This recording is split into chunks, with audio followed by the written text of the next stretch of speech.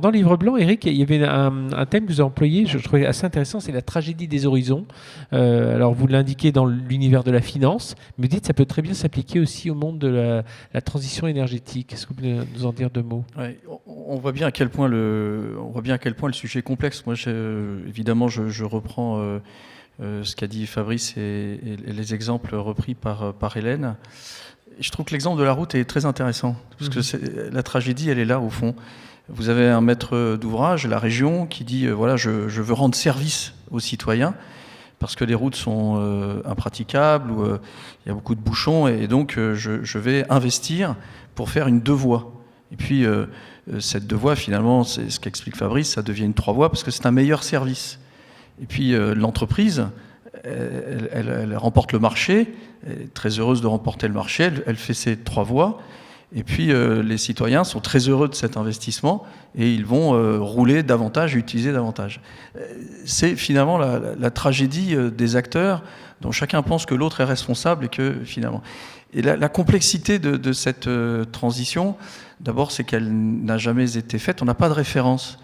Par exemple, depuis ce matin, on parle de la crise du Covid, comme si c'était un événement qui avait un début, une fin. Non, la crise du Covid représente ce que va devenir ce qu'est aujourd'hui notre monde.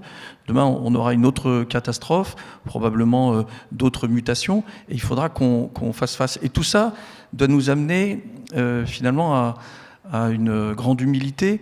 Nous ne sommes pas maîtres des écosystèmes, nous ne sommes qu'un élément des écosystèmes et nous avons la fragilité de tous les éléments des écosystèmes. La preuve, c'est qu'en sortant de cette estrade, on se remettra le masque et que finalement, on se demande tout ça, quand tout ça va finir.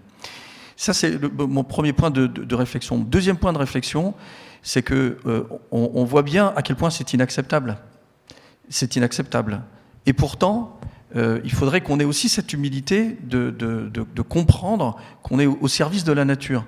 Et que, oui, il faut admettre que nous ne sommes pas tout-puissants. Voilà, nous ne sommes pas tout-puissants. Je vois aujourd'hui, et je comprends cette difficulté de résistance à ce qui nous arrive.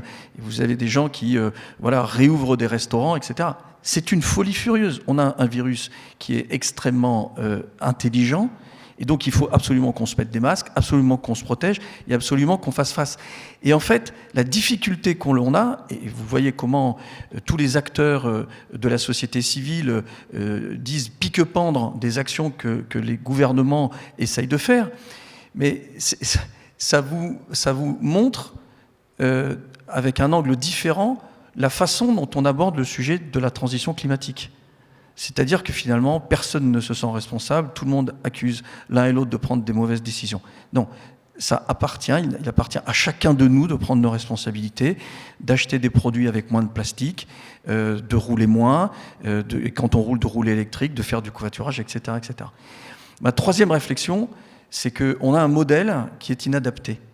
On a un modèle qui est inadapté, qui est finalement un modèle très libéral, et que malheureusement, il faut rentrer dans quelque chose qui va ressembler à un plan Marshall, c'est-à-dire il faut rentrer dans de la planification. On ne pourra pas, je parle évidemment à titre personnel, en tant que professionnel du développement durable, on ne pourra pas résoudre ce sujet si on ne rentre pas dans une démarche de planification.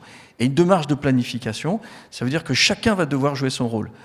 Je trouve, et je finirai là, mais je trouve que chacun pose un peu un propos introductif et je trouve que tout ça est très cohérent. Est-ce que vous vous rendez compte que finalement aujourd'hui, peu ou prou, on demande aux entreprises de mettre en place des actions de politique publique?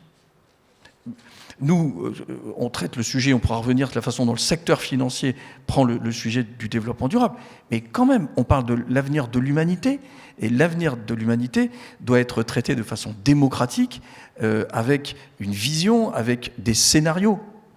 On parle de l'accord de Paris. L'accord de Paris ne veut strictement rien dire. Il dit il faut qu'on arrive à 2 degrés. Mais il ne dit pas le scénario. Il ne dit pas le scénario. Et moi, je pense qu'il faut qu'on rentre dans un scénario planifié et que chacun puisse organiser ses responsabilités en fonction de ce scénario.